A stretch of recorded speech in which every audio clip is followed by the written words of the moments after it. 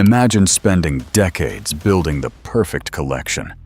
Not just a few boxes, not just a shelf of childhood memories, but hundreds of sealed Lego Star Wars sets.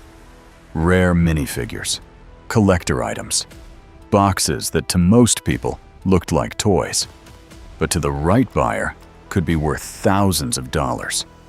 Now, imagine handing that collection to a store connected to a brand trusted by Lego fans.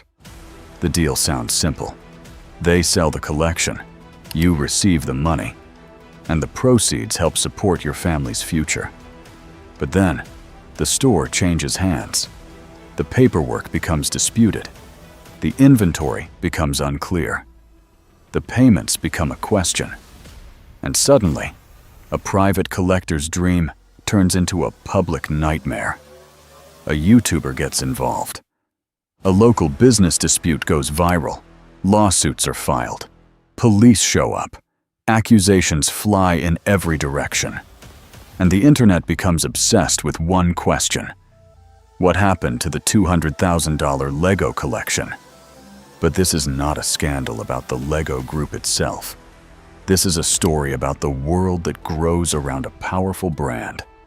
Collectors, resellers, franchises, influencers, contracts, trust, and what happens when all of them collide. This is Hidden Giants Special Edition. This is the story of the $200,000 Lego scandal that took over the internet. Every great brand creates more than products. It creates a culture. It creates communities. It creates markets. And sometimes, it creates an entire economy around itself.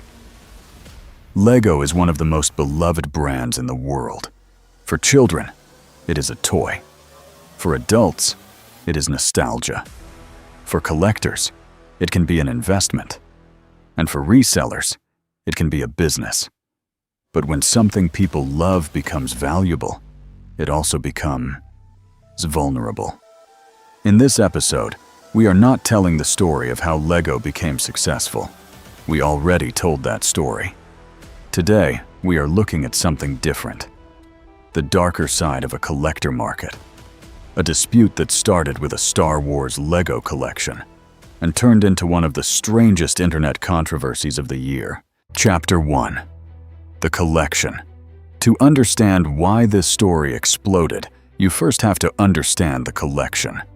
For most people, Lego is a childhood toy. For collectors, it can be a valuable investment. When Lego partnered with Star Wars in 1999, it transformed the hobby. Sets like the Millennium Falcon, X-Wings, Darth Vader, and Clone Troopers became more than toys. They became collectibles. As many sets retired, sealed copies grew increasingly rare and valuable. That's where Ed Mansell enters the story. According to public reporting, he began collecting Lego Star Wars sets in 1999. Over the years, his collection expanded to hundreds of sealed sets and more than 1,000 rare minifigures. Some reports valued the collection at as much as $200,000. Others estimated it closer to $100,000. Bricks and Minifigs has stated that the higher figure was not a formal appraisal, but a promotional estimate. Whatever the exact value, this was no ordinary collection.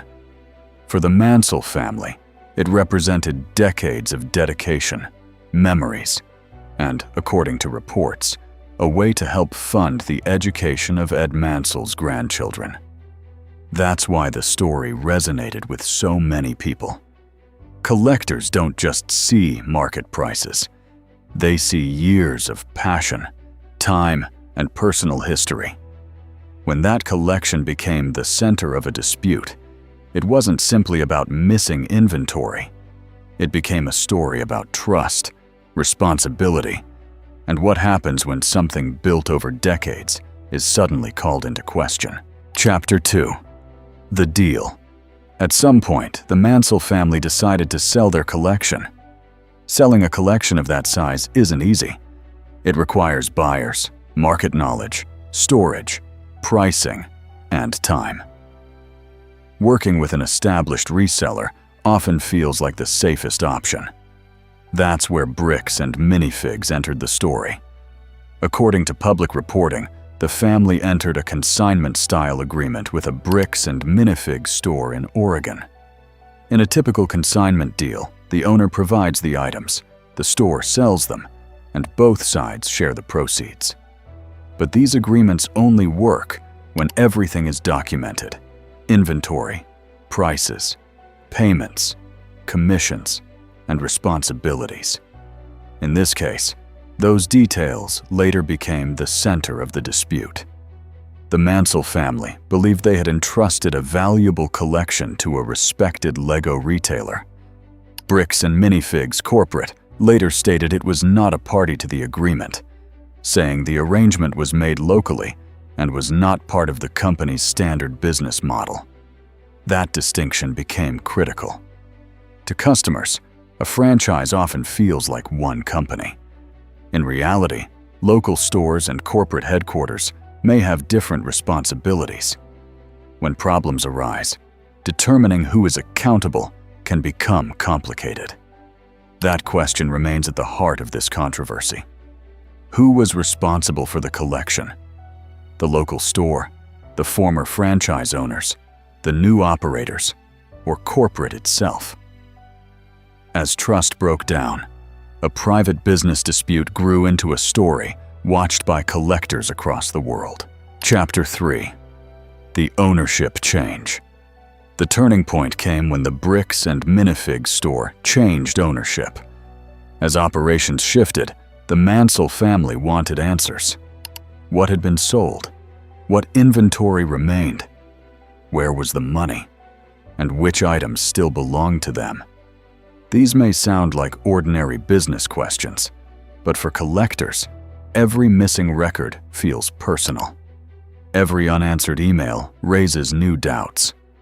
Bricks and Minifigs later stated it found serious record-keeping and operational problems connected to the former store management. The company also said it intended to return verified inventory and compensate for items that could not be located. But by then, the dispute had grown far beyond a private disagreement. The Mansell family believed they had not been made whole. Former franchise operators had their own conflict with corporate, while new owners found themselves caught in the middle. At its core, this story isn't just about Lego. It's about systems. When valuable collections are involved, trust alone isn't enough. Clear contracts, inventory records, receipts, photographs, and accurate tracking become essential. Without them, people rely on memory instead of evidence, and every side begins telling a different version of events. That's how ordinary business disputes can grow into public controversies, not always because of bad intentions, but because weak systems fail when they're tested. Chapter 4: The Internet Gets Involved. For a while, this could have remained a local civil dispute. A family, a store, some lawyers, maybe a settlement, maybe a quiet lawsuit. But then the internet got involved. More specifically, a YouTuber known as Reckless Ben. His real name is Benjamin Schneider. He is known for investigative videos, confrontations, and stories that blur the line between journalism, activism, and entertainment. When he became involved in the Lego dispute, the entire tone changed. The story was no longer just about records and contracts. It became a viral investigation, a campaign, a public confrontation, a battle for attention. And the framing was incredibly powerful. An older collector had allegedly lost access to a valuable Lego Star Wars collection. A family wanted answers. A reseller brand was accused of mishandling the situation, and a YouTuber stepped in to expose what he believed had happened. That version of the story spread fast. Because it had everything the internet reacts to: a beloved brand, a sympathetic collector, a large dollar amount, a mystery, a business accused of wrongdoing, a creator fighting for answers, and a simple emotional question: did someone take advantage of an old man? But viral stories are dangerous because they simplify. A disputed consignment arrangement becomes stolen Lego. A complicated franchise issue becomes corporate theft. A legal disagreement becomes a moral battle. And before courts can decide the facts, the internet has already chosen sides. That is what happened here. Reckless Ben's videos attracted massive attention. Supporters saw him as someone using his platform to help a family that had been ignored. Critics saw his tactics as reckless, aggressive, and potentially harmful. Bricks and Minifigs said the public campaign led to harassment, threats, and damage to stores and employees. Reckless Ben and his supporters argued that public pressure was necessary because the family had not received justice. And suddenly, the story was no longer just about one Lego collection. It was about the power of online creators. Can YouTubers investigate real disputes? Can public pressure force companies to act? When does activism become harassment? When does criticism become defamation? When does a creator become part of the story? Those questions made the controversy much bigger, because millions of people were no longer just watching a Lego dispute. They were watching a fight over how justice works in the internet age. Chapter 5. Lawsuits, arrests, and legal pressure. As the story grew, the legal battle became far more complex. Bricks and Minifigs and related plaintiffs filed lawsuits against Reckless Ben, Brian Mansell, and others, alleging harassment, defamation, trespassing, and other misconduct. These remain allegations that have not been finally decided in court. At the same time, the former Oregon franchise owners had their own dispute with Bricks and Minifigs corporate, claiming they were treated unfairly during the ownership transition. Those claims are also contested. The investigation expanded into Utah, where police involvement, arrests, search warrants, and misdemeanor charges added another layer of controversy. By then, the original question, what happened to the Lego collection, had become just one part of a much larger conflict involving franchise disputes, lawsuits, online campaigns, and public scrutiny. In July 2026, a federal judge issued a preliminary injunction replacing an earlier state court order. It continued to restrict conduct such as threats, doxing, trespassing, and interference with businesses, while allowing discussion of the lawsuit, investigative reporting, and lawful criticism. The case is still ongoing. New filings and videos continue to shape public opinion. But one fact remains: there is no final verdict. This story is built on competing claims, making careful, balanced reporting more important than ever. Chapter 6. The $200,000 question. One of the biggest reasons this story went viral was a single number: $200,000.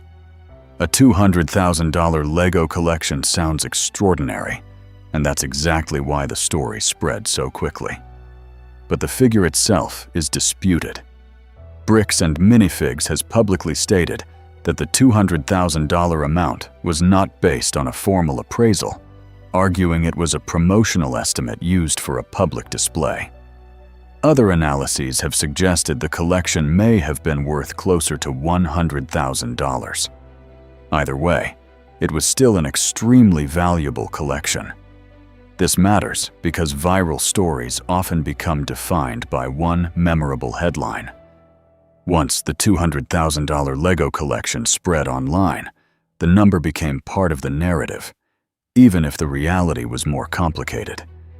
That doesn't mean the Mansell family's concerns weren't real or that the collection lacked significant value. It simply means the exact figure should be treated with caution. Whether it was worth $100,000 or $200,000, the real issue wasn't just the price. It was how a valuable collection entered a system where ownership, inventory, payments, and records became the subject of a major dispute. That's the heart of this story. Not simply the value of the collection, but the breakdown of trust that turned a private business disagreement into a viral controversy. Chapter 7. Why this became a hidden giant story. At first glance, this story may seem different from a typical Hidden Giants episode. It isn't about how Lego was founded or how it became one of the world's biggest toy companies. So why does it belong here? Because Hidden Giants isn't just about companies. It's about the worlds they create. Great brands don't stop at products. They build communities, collectors, businesses, and entire economies around them. Lego is a perfect example. Its ecosystem includes resellers, investors, YouTubers, conventions, auction houses, and collectors. Retired sets become investments. Rare minifigures become status symbols. Sealed boxes can be worth fortunes. That's what makes this story special. It isn't just about a missing collection. It's about what happens when a brand becomes part of people's identity. People don't simply buy Lego. They build memories, businesses, and futures around it. When something goes wrong, the impact reaches far beyond a normal customer dispute. It affects trust, reputations, and an entire community that has invested both emotionally and financially. This controversy revealed something bigger than a single disagreement. When a brand becomes culture, every conflict becomes larger than the product itself. And for Lego fans, this wasn't just about bricks. It was about protecting a piece of the world they love. Chapter 8. The Internet as Judge and Jury. One of the most fascinating parts of this story is how quickly the Internet became the courtroom. Long before any final legal ruling, millions of people had already watched videos, read comments, and decided who they believed. That's the power of creator-led investigations. They can move faster than traditional journalism, uncover important details, and pressure companies to respond. But they also carry risks. Unlike a courtroom, the Internet rewards speed, emotion, and simple narratives. Legal cases don't. They rely on evidence, procedure, and giving every side a chance to respond. That's why unresolved disputes are rarely as straightforward as they appear. A family can experience real harm, while some claims remain disputed. A company can be right on one issue while handling another poorly. A creator can expose important problems while also increasing public pressure. Viewers rarely see every document or every conversation. They see a story shaped by the information available at the time. This doesn't mean online investigations are wrong. In many cases, they bring attention to issues that might otherwise stay hidden. But this case highlights an important lesson. The Internet can create accountability, but it can also create chaos. The goal isn't simply to identify a hero or a villain. It's to understand what happens when trust, valuable assets, business systems, legal disputes, and public attention collide, and how a private disagreement can grow into a worldwide controversy before the courts reach a final decision. Chapter 9. The Lesson. The Lego brick is famous because it is simple. Every piece has a place. Every connection is clear. But the world around Lego is anything but simple. Collections can be worth hundreds of thousands of dollars. Businesses change hands. Contracts matter. A single missing inventory record can spark a nationwide controversy. For collectors, the lesson is clear. Document everything. Photograph your sets. Keep records, receipts, and written agreements. Trust is valuable, but documentation is even more valuable when ownership changes. For businesses, strong systems matter more than good intentions. Clear inventory tracking, transparent communication, and written policies protect both customers and reputations. In the internet age, one local dispute can become global overnight. For creators, attention is powerful. It can expose problems and push for accountability, but it also carries responsibility. Behind every viral story are real people, businesses, employees, and families. And for viewers, remember that viral stories rarely tell the whole picture. Headlines simplify. Videos highlight one perspective. Legal disputes often remain unresolved long after millions have formed an opinion. The $200,000 Lego controversy seemed straightforward. A collection went in, and it didn't come back. But the real story was everything in between. The contracts, the records, the ownership change, the lawsuits, and the people caught in the middle. This was not a story about Lego collapsing. It was a story about what happens when a brand becomes bigger than itself. Lego built one of the most beloved products in the world. But around that product grew something much larger. A collector economy, a resale market, a fan culture, a world where plastic bricks can become emotional assets, financial investments, and even the center of a legal war. That is why this story matters. Because the bigger a brand becomes, the more people build their lives around it. And when trust breaks inside that ecosystem, the damage can spread fast. The $200,000 Lego controversy is still unfolding. The claims are still disputed. The legal process is still moving. And the full truth may take time to emerge. But the lesson is already clear. When passion becomes money, when nostalgia becomes an asset, and when the internet becomes the courtroom, even a toy collection can become a scandal. This was Hidden Giants Special Edition. If you enjoyed this episode, subscribe for more stories about the brands, decisions, controversies, and hidden forces behind the companies that shaped our world. Until next time.